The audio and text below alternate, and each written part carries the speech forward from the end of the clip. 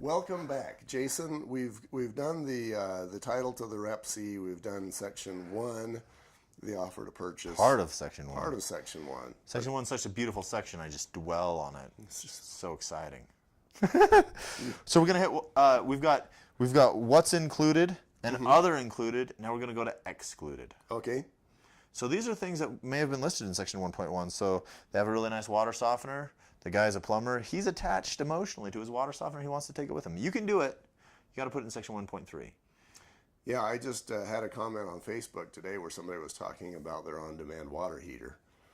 Yeah. And yeah, if the plumber is attached to that on-demand water heater, you say he can do that.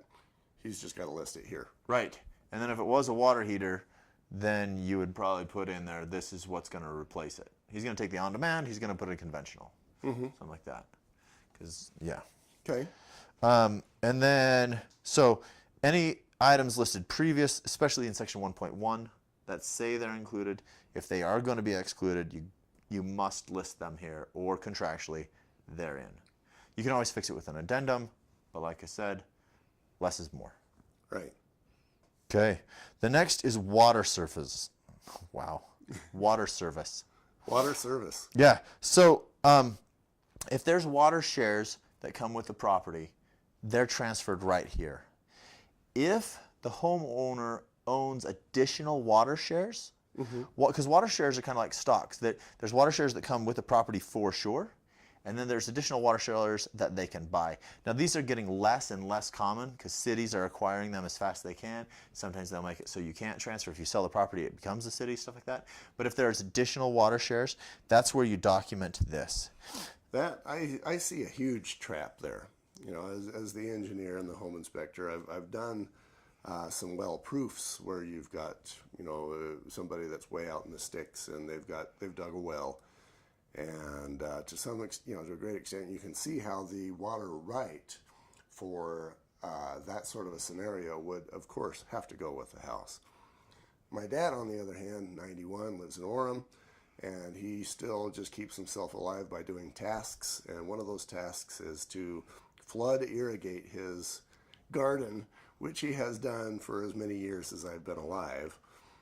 And that flood irrigation is totally not required. Orem City has other means to irrigate whatever. But what I'm hearing is that the default is that where he owns that ditch water, it goes with the house unless it's specifically spelled out another way.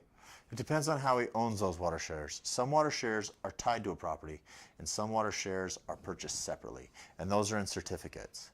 So you still have to be connected to the source, but just like owning stocks, you don't necessarily own the company. You own that little piece of it, and you can buy and sell it. You don't have to work for the company. You don't have to be there. But so the transfer of that needs to be documented. Now, I suggest highly that if there are separate water shares that they're buying with the property, that it happen on a separate bill of sale, because once again, home loan, not water share loan. But this is where it talks about water service. The water rights shares will be conveyed, otherwise transferred to the buyer at closing by applicable deed or legal instruments, right? Okay. So then it says, if applicable, there's excluded ones from the sale.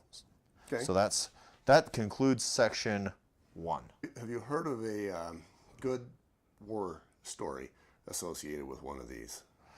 I've only had water shares come as part of the contract once or twice, and I just had them removed. I said, this isn't real property. We can't lend on it. Do it on a separate bill of sale.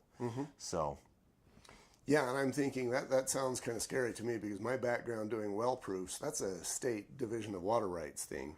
And this is a federal thing, and the two just don't get together. yeah. So this is specifically following state laws. But the other thing that's interesting is like talking about digging a well and stuff like that. There's city requirements on if it's even legal and what kind of permits you need. So you may have like sometimes when appraisals are done, you have an illegal property, which is like if you had this little cute house built and then they changed the zoning and now it's not a commercial zone, it's not legal to be there, but they'll grandfather it in. So like there may be a well there. You need to make sure, like, when was it put in? Is this is it a legal well? Can it be used all the time? If you're out, if that sticks in, it's a normal thing. But I know in the town I live in, you can put in a tap well up to 30 feet deep. That's hand dug.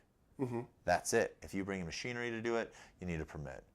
So that's way off on a tangent. But 30 feet of hand dug is something you're more likely to do than me. I thought about it once. That's as far as it got. All right. So what have we got next? Section 2 is Purchase price. Is the purchase price. All right. Yeah. We will be right back.